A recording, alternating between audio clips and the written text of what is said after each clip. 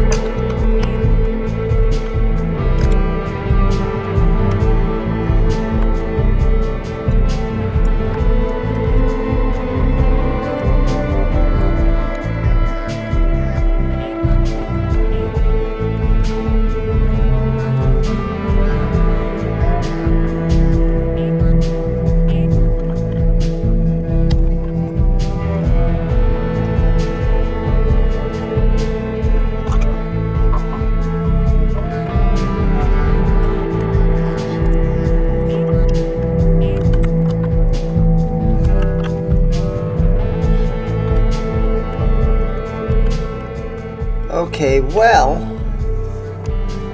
here's what happened here. Since this pickguard was kind of warped, it was warped really good. So now I'm having a heck of a time trying to put this pickup back in there. It doesn't really want to fit in here anymore. So I'm going to take this, and this might seem a bit crazy, but I'm going to take this and try to just spread this apart a little bit right here. Take a little bit of material off right here. And there's probably better tools that you can use than a Dremel, like a Dremel or something. But I just have one of these things in my I just have one of these things in my drill, And we'll give it a little tiny bit. And it just takes a little to get this thing to fit back in there. And there you go. Now I'll be able to get that in there. So, yeah, it's just one of these little things in the end of my drill. It's not real scientific or anything. Okay, now I think I can put this together. This is the kind of thing where it feels like you need 3 hands to put these together. Some of you guys might have tricks on doing it.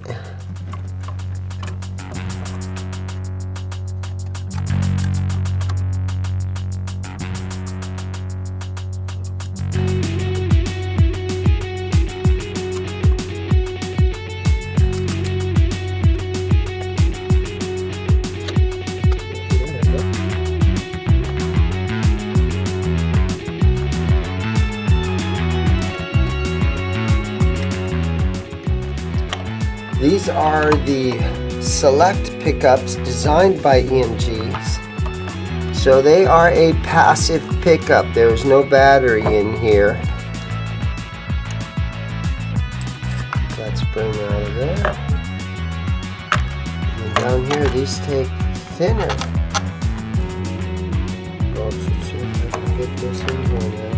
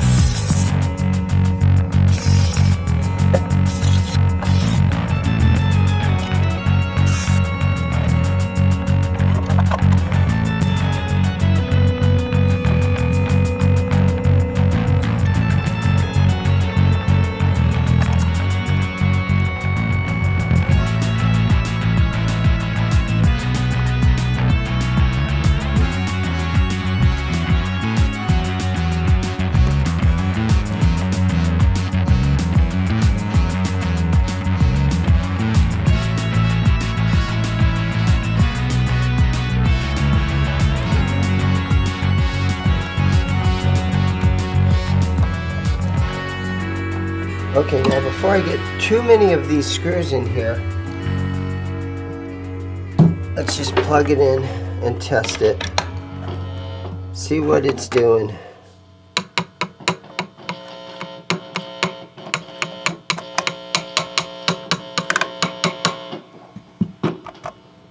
Doesn't seem to be working.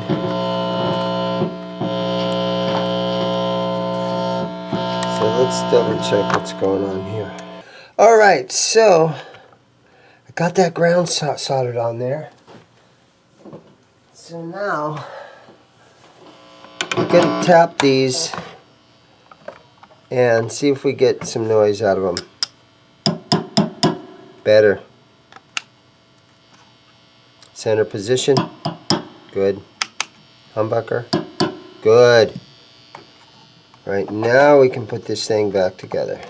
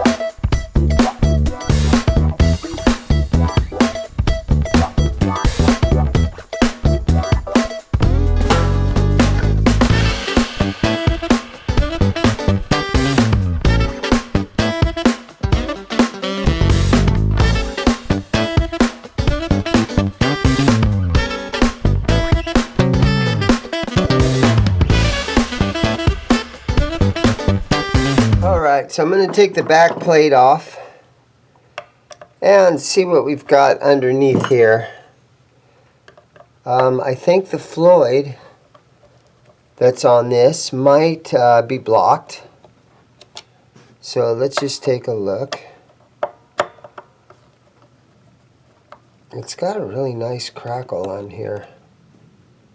And I imagine in the late 80s when they did this guitar, a lot of minds were blown.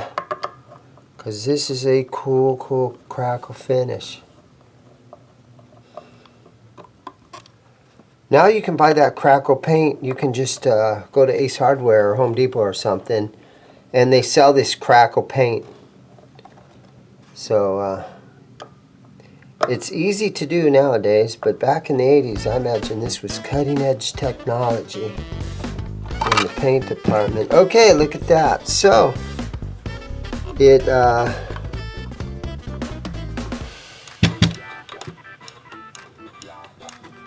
doesn't seem to have anything weird about it. Let me just lay this arm down in here for a second. Oh, it's spinning, the whole thing's spinning. Alright, so yeah, just those springs are real tight. I have to look for an arm. I doubt I have one. A lot, 90% of the time, maybe not that much, but you buy used guitars and they never have the arms. You never get the whammy bar with them. And, rarely do you get a guitar case. A lot of guys come in asking to buy just the case, and I don't sell very many because I need every case that I get. Guys, today's string choice are Super Slinky Ernie Ball 9 through 42. This is the most popular string that I sell in my store. This and the regular Slinky 10s, they're the most popular strings I sell out of my store. I love the Ernie Ball products. I do a lot of D'Addario strings too. That's probably number 2 from what I sell. But yeah, Ernie Ball stuff, it's good stuff. Yeah, so this one is called the Speed Loader, so you don't have to cut the string and shove it down in there and tighten the little block. You just run the string all the way through the back, and it comes up down there through that, and the ball sticks in the end like that. So they call it a Speed Loader because it does load the string very quickly. One of the comments or one of the issues that people don't like this bridge is because if you super dive bomb the string right here at the end, the string just flops around in there, right? So, not the best Floyd Rose design they ever did. I don't think they make this style anymore. But it was very aggravating back in the day to have to get your Allen wrench out and cut the string off and shove it down in there, and those little blocks would fall out and all kinds of stuff. So, it was tough.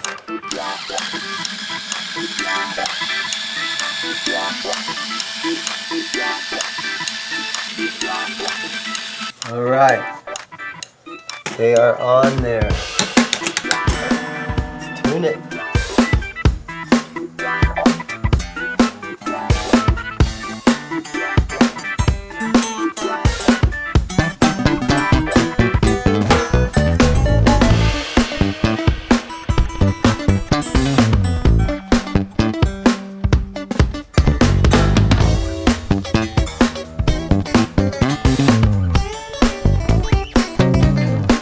Okay, so I have it tuned up. Didn't stretch the strings out or anything. What is it? But this guitar, the bridge feels, it's running kind of down this direction a little bit. So I'm going to loosen the springs a little to bring that, more level right there.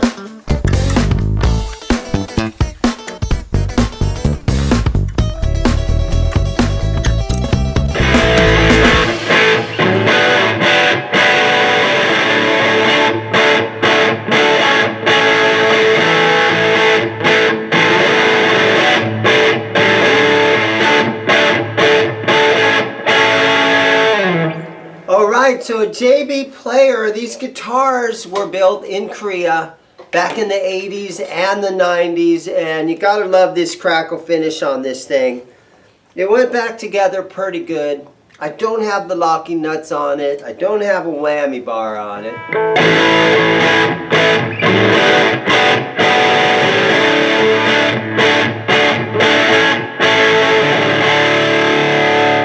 And what's cool about the JD Player is the guy that owned and built these guitars, his brother is the guy that owns all the Mighty Mite stuff. So you see all the Mighty Mite pickups and Mighty Mite necks and all that stuff.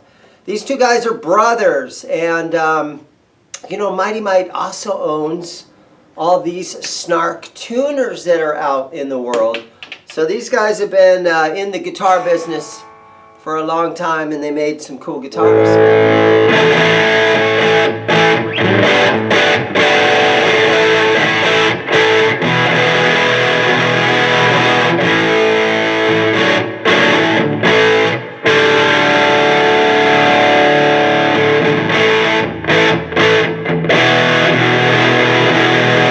It's going to take a little while to kind of stretch the strings out. And that's one of the problems with the used guitar shop. You know, more than half the guitars come in and I buy them and they don't have the whammy bar. They're always missing whammy bars. So it would be a lot better, of course, if you could go ahead and lock these down and then use these fine adjusters down here on the bridge to tune it all up. And a lot of times I have a drawer of whammy bars back in the back. I don't have one that fits on here. So you're going to have some tuning stability problems. You need the rest of the parts on this guitar, but I just wanted to show you guys one of these guitars that just came into the store recently.